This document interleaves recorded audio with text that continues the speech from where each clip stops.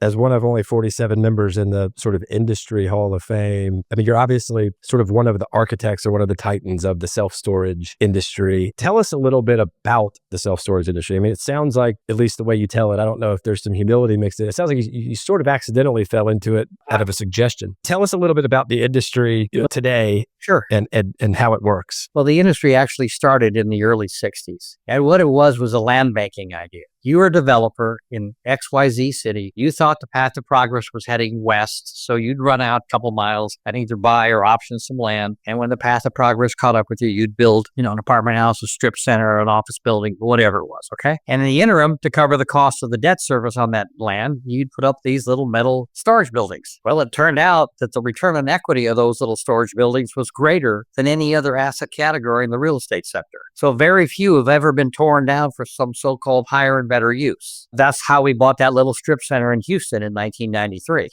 It was the highest and best use. When we did that in 93, there were probably 20,000 facilities in America, and probably 2% of the population was actually using a self-storage facility. When I was the chair in 2005 and 6, we did the first ever what we call a census of the industry. We hired an outside consulting firm that, Procter & Gamble hires when they come out with a new toothpaste, see if anybody's going to actually buy it and use it.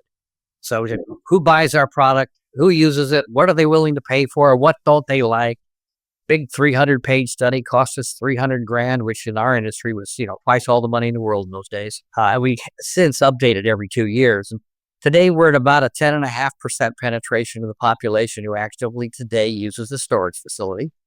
Another 15% or so has used one in the last 5 years, but not today.